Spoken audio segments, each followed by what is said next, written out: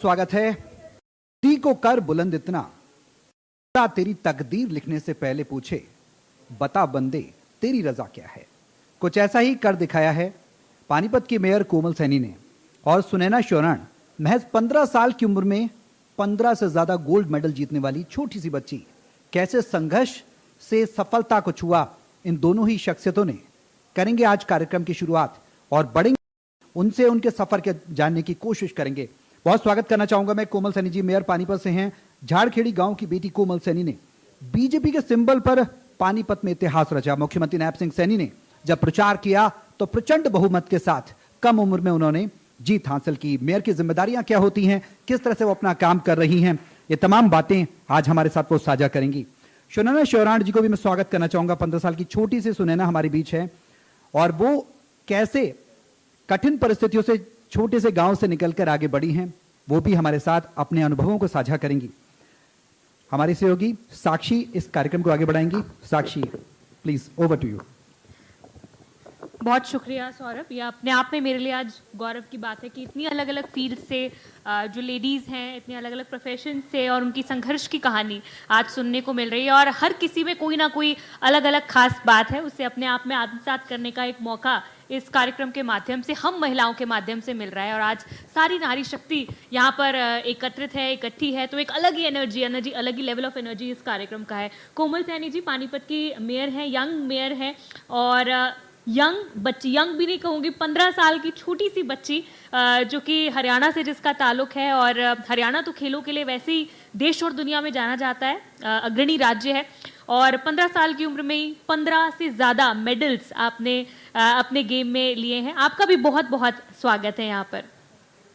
कोमल जी, सबसे पहले मैं आपसे ये जानना चाहूँगी, सबसे पहले तो पॉलिटिक्स एक ऐसा फील्ड है जहाँ पर सर्वाइवल थोड़ा मुश्किल ही होता है, मतलब बहुत मेहनत करनी पड़ती है, बहुत कंसिस्टेंट रहना पड़ता है, चाहे वो पुरुष हो चाहे वो महिला हो। बतौर एक महिला और इतनी कम उम्र में पानीपत की मेयर बनना, मेयर पद को हासिल करना, प्रथम नागरिक होता है मेयर अपने शहर का, तो कैसे ये सिलसिला शुरू हुआ और कैसे यहाँ तक पहुँची? मैं सबसे पहले तो आपका बहुत बहुत धन्यवाद करती हूँ कि आपके माध्यम से, इंडिया न्यूज़ के माध्यम से आज सबके सामने ये बात रखने का मौका मिला। और मैं सबसे पहले धन्यवाद भी करती हूँ क्योंकि राजनीतिक मंच नहीं है, यहाँ से इन सपनों को उड़ान मिली, उनका धन्यवाद करना बहुत ज़रूरी है।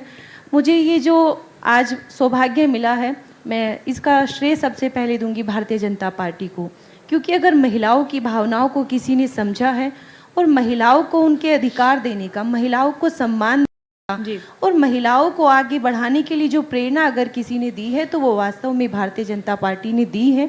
जहां हम लोग कहते हैं कि माता पिता को समझना चाहिए कि बेटा और बेटी दोनों बराबर हैं, वहां भारतीय जनता पार्टी ने इस भावना को समझा है और उन्होंने बेटा और बेटी के फ़र्क को मिटाकर, एक महिला और एक पुरुष के फ़र्क को मिटाकर आज महिलाओं को भी वही सम्मान दिया है, वही अधिकार महिलाओं को भी राजनीति में मिला है। और ये सफ़र आसान नहीं था, बहुत मुश्किल था, क्योंकि एक महिला के लिए राजनीति में आना सबसे बड़ा चैलेंज होता है। सबसे बड़ी बात होती है, हमेशा से मैंने सुबह से देखा है, और जितनी भी महिलाएं हैं चाहे वो किसी भी क्षेत्र में हैं, कोई ऐसी महिला नहीं है जो बिना संघर्ष की ऊंचाइयों पर पहुंची है। कोई भी महिला है तो उसने अपने जीवन में बहुत संघर्ष किए हैं, तब जाकर उसे आज ये मुकाम हासिल हुआ है। बिल्कुल। और उस मुकाम के लिए सबसे ज़रूरी है उसके घर वालों का सपोर्ट, जो हर महिला को पता भी है। लेकिन कहीं ना कहीं अगर महिलाओं को जो पीछे हटना पड़ता है, उसमें कहीं ना कहीं समाज का बहुत बड़ा रोल होता है कि महिलाओं को अपने सपनों को मारना पड़ता है, अपनी उम्मीदों को ख़त्म करना पड़ता है। परंतु राजनीति एक ऐसा क्षेत्र है कि जहां अगर आप कदम रखते हैं तो वहां आपको बहुत सारे, आपके आगे आपको भविष्य भी मिलता है और बहुत सारी आपको चीज़ें सीखने को मिलती है, समाज के लिए सीखने को मिलती है। और सबसे बड़ी बात, आपको खुद के लिए सीखने को मिलता है कि आप समाज में बहुत बेहतर कर सकती हैं, आप समाज में वो बदलाव ला सकती हैं जो आप लाना चाहती हैं। बिल्कुल कोमल जी, बहुत ठीक बात कही आपने। अब बात करते हैं सुनैना से। सुनैना शौरान, हमारी आज की इवेंट की सबसे छोटी और प्यारी सी गेस्ट। सुनैना, अपने बारे में और अपने गेम के बारे में कुछ बताओ। सबसे पहले तो मैं इंडिया न्यूज़ हरियाणा का धन्यवाद करना चाहूँगी और आपका भी, जो मेरे को यहाँ बुलाया। जी। ये मेरे लिए बहुत बड़ी बात है कि मैं सिर्फ 15 साल की नहीं, सिर्फ बल्कि 14 साल की हूँ और मैं यहाँ हूँ। और तो मेरे जो फादर हैं वो खुद मेरे कोच हैं और जो मेरे ताऊ हैं वो रेसलिंग के कोच हैं। ओके। तो ब्लड लाइन ही अगर स्पोर्ट्स में है तो मेरे को भी स्पोर्ट्स में ही जाना था। इसका मतलब आपके तो जीन्स में ही है, तो आपके लिए तो आसान होगा। हाँ जी, मतलब कि गर्ल्स के लिए स्पोर्ट्स फील्ड में उतरना एक बहुत बड़ी बात है। कई कहते हैं कि स्पोर्ट्स फील्ड में गर्ल्स का कोई जगह नहीं है, लेकिन मेरे फादर मेरे को हमेशा जैसे एक्स्ट्रा टाइम ट्रेनिंग कराते थे। बल्कि एकेडमी पे भी जब अगर मेरे पापा ट्रेनिंग कराते हैं तो मेरे को कोई ऐसा देखते हैं कि कोच सिर्फ अपनी बेटी की ट्रेनिंग करा रहा है। तो इस वजह से एक्स्ट्रा ट्रेनिंग सेंटर पे मैं बहुत कम करने लगी, घर पे ही करती हूँ। तो जब मैं चलने ही लगी थी मैं तब से बॉक्सिंग कर रही हूँ। क्या बात है। क्या रूटीन रहता है आपका, सुबह से शाम तक क्या दिनचर्या रहती है, कितना समय ट्रेनिंग में देते हो? सुबह मैं 4:30 उठ जाती हूँ। 4:30 से फिर अराउंड 6:45 में ट्रेनिंग रहती हूँ। फिर स्कूल टाइम, स्कूल से मैं 2:10 तक आ जाती हूँ। फिर जैसे शाम को 5 बजे ट्रेनिंग, शाम को फिर 5 से 8:30 तक। फिर उसके बाद पढ़ाई, फिर अगले दिन वही रूटीन स्टार्ट। ठीक है। तो पढ़ाई भी आपको लगता है उतनी ज़रूरी है जितना कि स्पोर्ट्स है? क्योंकि बहुत सारे लोग ऐसे करते हैं कि अगर किसी फील्ड में एक में चले जाते हैं तो फिर पढ़ाई कहीं ना कहीं पीछे छूट जाती है। आप क्या मानते हो कि दोनों चीज़ें साथ में ज़रूरी है? दोनों चीज़ें ज़रूरी हैं, लेकिन होता है ना कि कोई एक ही फील्ड ज़्यादा चलता है। तो मेरा भी पढ़ाई में एवरेज है, लेकिन मैं स्पोर्ट्स में बहुत अच्छा करती हूँ। लेकिन मैं कोशिश करती हूँ कि साथ साथ पढ़ाई भी लेके चलूँ। लेकिन अभी जैसे पेशेंस में थी तो मैं पढ़ाई नहीं कर पाई। तो अभी जिस छुट्टियों के बाद अब मैं जैसे स्कूल जाने लगी हूँ, छुट्टियों के बाद मैंने स्कूल जाना स्टार्ट किया। तो अभी मैं पढ़ाई को कर रही हूँ साथ साथ, जी। जल्दी रिकवर कर रही हूँ। चलिए, बहुत अच्छी बात है। हम यही विश करते हैं कि आप दोनों ही चीज़ों में एक्सेल करें, अपनी पढ़ाई में भी और अपने गेम में भी। कोमल जी, जिस तरह से आप देख ही रही हैं, सुन रहे हैं, हम सारी महिलाओं से बातचीत कर रहे हैं और बार बार बात ये निकल के रहा है कि महिलाओं में क्षमता तो बहुत है, लेकिन अगर ज़रूरत है तो सिर्फ उन्हें अवसर देने की। क्या आपको लगता है कि आज कल फिलहाल जो माहौल है, जो सिनेरियो है, कितना बदला है वो महिलाओं के लिए? आप इस बात में यकीन करती हैं कि उस रूढ़िवादी सोच से, उस स्टीरियोटाइप से हम बाहर निकलकर एक ऐसे माहौल में आ गए हैं जहां महिलाओं के अवसर तलाश करने में कोई ज़्यादा मुश्किल नहीं आती? बिल्कुल, अभी टाइम पहले से बहुत चेंज हुआ है और पहले के अकॉर्डिंग अगर हम किसी भी फील्ड में बात करें तो महिलाओं को अब जो है वो अपॉर्चुनिटी मिलने लगी हैं। महिलाएं अपने आप को साबित कर रही हैं कि हम किसी भी क्षेत्र में हैं, हम जा सकते हैं, लेकिन कहीं ना कहीं रुकावटें अभी भी हैं। बहुत सारी महिलाएं, हम या तो ग्रामीण क्षेत्र से बात करें या फिर शहरों की भी बात करें, तो बहुत सारी जगह अभी भी ऐसी हैं जहां हमारी सोच सिर्फ यहाँ तक बदली है कि हमारी बेटी आगे बढ़े। हम समाज के लिए या समाज की बेटियों के लिए अभी नहीं सोच पाए हैं, वो सोच अपने तक सीमित रह गई है। हमें उस सोच का दायरा बढ़ाना है कि जो बेटियां हैं हमें सबको आगे बढ़ाना है। सिर्फ अपनी बेटी आगे बढ़े वो बहुत अच्छा है, लेकिन सबकी बेटियां आगे बढ़े, सारी बेटियां आगे बढ़े, उस सोच को भी हमें आगे बढ़ाना है। कोमल जी, आप एक पब्लिक फिगर हैं और मैं आपसे भी रोज़ाना बहुत सारी महिलाएं मिलती होंगी, लेकिन मैं आपसे जानना चाहूँगी कि आप खुद अपने जीवन में किस तरह की मेयर बनने के बाद भी किस तरह की चुनौतियां जो हैं वो फेस करती हैं? क्योंकि चुनौतियां सभी के जीवन में होती हैं। आप किस तरह की चुनौतियां खुद में फेस करती हैं?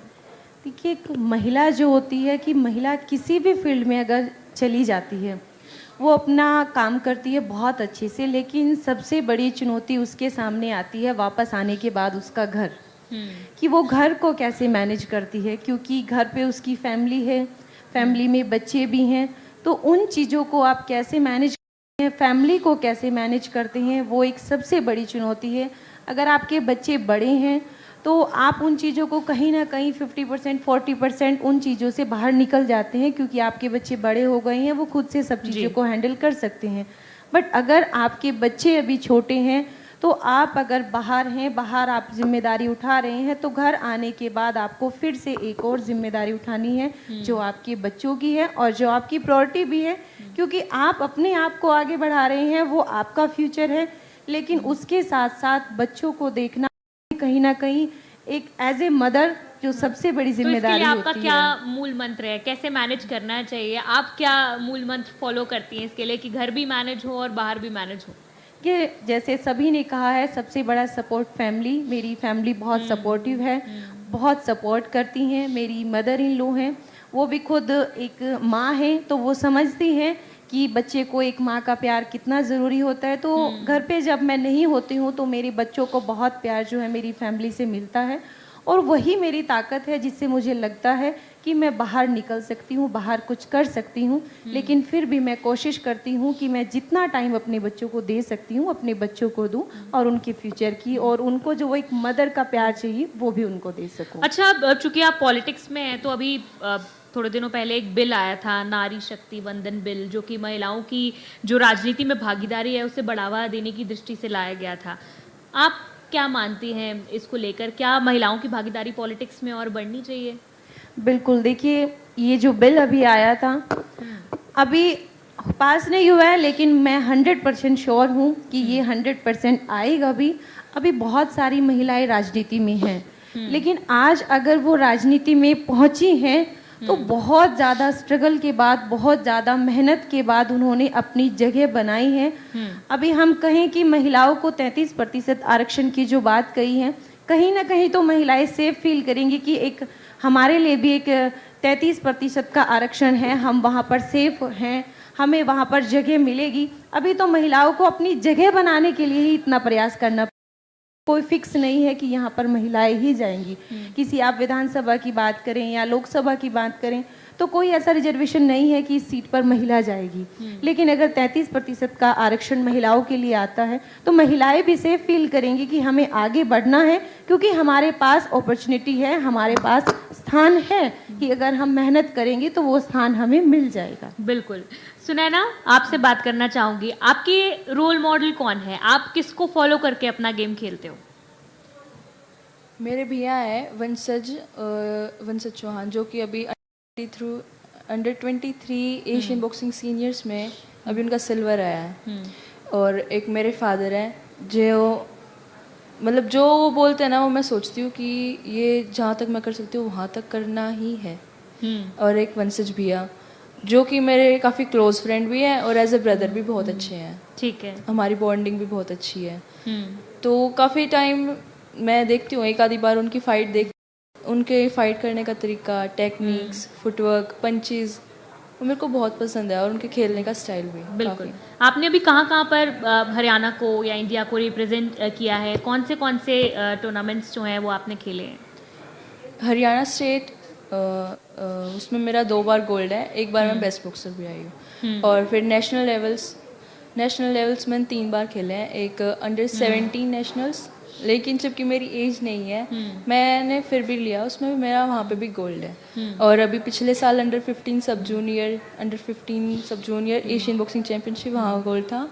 और इस साल भी हुई है under 15 Asian boxing championship Uzbekistan में, वहाँ पे मेरा गोल्ड भी है और मैं बेस्ट बॉक्सर भी आई हूँ। वंडरफुल। अच्छा, सुनैना, कभी ऐसा होता है कि वैसे कहा जाता है ना, लड़कियों को बहुत डेलिकेट समझा जाता है कि बहुत डेलिकेट हैं, बहुत कोमल हैं, और लड़कों को हमेशा रफ एंड टफ समझा जाता है कि नहीं, ये ज़्यादा स्ट्रॉन्ग है, इसमें ज़्यादा पावर है। तो आपकी गेम एक ऐसी गेम है जिसमें स्ट्रेंथ और पावर की बहुत ज़्यादा ज़रूरत पड़ती है। तो क्या आपको कभी जब आपने शुरू किया ऐसा लगा कि मतलब मैं जानना चाहती हूँ कि जहाँ पे आप प्रैक्टिस करती हैं वहाँ पे किस तरह का माहौल रहता है? क्या वहाँ पर लड़के लड़कियों को बराबर आंका जाता है, या फिर कहीं ना कहीं ये होता है कि नहीं, लड़के ज़्यादा स्ट्रॉन्ग हैं, पावरफुल हैं और लड़कियाँ थोड़ी कमज़ोर हैं? वैसे तो देखा जाए तो लड़के पढ़ते ही हैं लड़कियों से स्ट्रॉन्ग, लेकिन गर्ल्स के अगर ईगो पे बात आ जाए तो वो भी कम नहीं होती। गर्ल्स की भी विल पावर होती है, लेकिन अगर बात आ जाए कि बॉयज़ के तो जेनेटिक्स ही स्ट्रॉन्ग है गर्ल्स से हमेशा, तो वो गर्ल्स को थोड़ा कम देखा जाता है। लेकिन गर्ल्स अपने फील्ड में बहुत ऊपर हैं। जैसे हमारी एकेडमी पे अभी मेरे ख्याल से 15 से 16 लड़के हैं, तो हमारी लड़कियों की ही होती है आपस में। मैं कभी कभी करती हूँ लड़कों के साथ भी सही हो जाती है, सही फाइट भी होती है मेरी उनके साथ। और जब मैं छोटी थी तो मेरे एकेडमी पे एक लड़की ही नहीं थी और मेरी फाइट ही बॉयज़ के साथ होती थी। ठीक है, तो मतलब आपने खूब लड़कों को धोबी पछाड़ लगाया है। हाँ जी। ठीक है। अच्छा, मैं ये भी जानना चाहूँगी, जब आप ट्रेनिंग करते हैं तो बहुत सारी ऐसी चीज़ें होती हैं कि आपको फोकस करने के लिए, कंसिस्टेंट रहने के लिए सैक्रिफाइस करनी पड़ती है। चाहे हो सकता है कि आपको खाने में कोई चीज़ बहुत पसंद हो, लेकिन आप वो नहीं खा सकती। फिटनेस का बहुत ज़्यादा ध्यान रखना है, कभी कहीं जाना है, घूमना है, लेकिन नहीं जा सकते क्योंकि ट्रेनिंग करनी है, प्रैक्टिस करनी है। इस तरह की चीज़ें होती हैं। क्या क्या चीज़ें आप सैक्रिफाइस करती हैं उसके लिए? मैं बताऊं तो मैंने पिछले 2 साल से अपना बर्थडे भी नहीं बनाया है। Oh my मैं God! कॉम्पिटिशन्स में थी। हाँ। और जैसे पिछले साल ना ही मैंने रक्षाबंधन मनाया, और तो फिर इस बार पिछले साल भी मेरे दिवाली पे मेरी नेशनल्स थी, लेकिन वो फिर पोस्टपोन्ड होगी, तो उसका भी मैं बहुत अच्छे। लेकिन प्राउड ही फील होता होगा इस हाँ। चीज़ के लिए। कभी मलाल तो नहीं होता कि नहीं नहीं सेलिब्रेट किया, लेकिन प्राउड होता होगा कि नहीं मैंने अपने आप को कहीं रिप्रेजेंट किया है और उससे भी ज़्यादा बड़ा नाम कमाया है। हाँ जी, होता तो है, प्राउड भी होता है। फिर एक वही है, अगर मान लो कोई, जैसे अभी मैं अंडर 15 एशियन में, एक तो मेरा बर्थडे चला गया और मेरी सिस्टर की वेडिंग भी थी, दोनों गए, तो मेरे को हाँ यार क्या कर रहे होंगे वो घर वाले, अभी खेल रहे होंगे, हंस रहे होंगे, नाच आपका रहे माइंड वही रहता है। होंगे। हाँ, लेकिन फिर प्रैक्टिस के टाइम पे वही है, सब कुछ छोड़ो, कंसंट्रेट। बॉक्सिंग में चाहे किसी भी स्पोर्ट्स में हो, जिस बच्चे की कंसंट्रेशन है वो कभी आगे नहीं निकल सकता। अगर आप मान लो स्पोर्ट्स आप आधा घंटा भी कर रहे हो, आपने पूरी कंसंट्रेशन से किया तो वो हो जाएगा, तभी हो जाएगा। बिल्कुल। कोमल, जिस तरह से हम बात करें, अगर महिलाएं हैं, महिलाओं के बहुत सारे ऐसे डिसीजंस होते हैं जहाँ पर उन्हें शायद अपने सपनों को कहीं ना कहीं एक स्टॉप देना पड़ता है, एक पॉज लेना पड़ता है अपनी जिम्मेदारियों की वजह से, अपने घर वालों की वजह से। क्या आपके पास ऐसा कोई टाइम आया कि आपके सपनों को आपको पॉज करना पड़ा या एक स्टॉप बैक लेना पड़ा अपनी जिम्मेदारियों की वजह से या किसी और कारण की वजह से? नहीं, मैं अगर सपनों की बात करूं तो जैसे पहले भी जो हमारी महिलाएं हैं उन्होंने बात कही है कि शादी के बाद लड़कियां सोचती हैं, जैसे अभी आपने भी कहा था कि बहुत सारी लड़कियां तो ऐसी हैं जो अब उस डर की वजह से शादी ही नहीं करती हैं कि शायद आगे जाके हम जॉब नहीं कर पाएंगे या अपने सपनों को पूरा नहीं कर पाएंगे। बट मेरे साथ बहुत अच्छी चीज़ हुई है कि शादी के बाद भी जो मेरे सपने थे या जो मेरी इच्छाएं थी उनको मेरी फैमिली ने कभी स्टॉप नहीं किया। मेरे हस्बैंड ने पूछा शादी के बाद में कि आप क्या करना चाहते हैं, तो मैंने उनको बोला कि मैं जो अपनी स्टडी है वो कंटिन्यू करना चाहती हूँ। और मेरे हस्बैंड ने मेरी जो स्टडी है उसको कंटिन्यू कराया। मैंने शादी के बाद अपनी स्टडी को कंटिन्यू किया और उसके बाद मेरे हस्बैंड ने खुद से मुझे कहा कि मैं चाहता हूँ कि आपके नाम के साथ में डॉक्टरेट लगे, मैं चाहता हूँ कि आप पीएचडी करें। जबकि पीएचडी के लिए मेरी इच्छा भी नहीं थी, लेकिन मेरे हस्बैंड ने खुद से मेरे को फोर्स किया कि नहीं, आप पीएचडी के लिए भी आगे अप्लाई करें। और ये मेरे हस्बैंड की बहुत अच्छी बात है कि उन्होंने मुझे कभी भी किसी भी चीज़ के लिए बैक आने के लिए नहीं कहा, हमेशा सपोर्ट किया। मेरी फैमिली ने मुझे हमेशा हर चीज़ के लिए सपोर्ट किया। बिल्कुल। कोमल जी, एक ऐसे भी होता है कि मतलब कई बार ऐसे होता है कि हम आगे तो बढ़ना चाहते हैं, लेकिन महिलाएं हम देख रहे हैं कि बहुत सारी डिफरेंट फील्ड से यहाँ पर आई हुई है, आप सुन रहे हैं, हम सबके चैलेंजेस को भी सुन रहे हैं।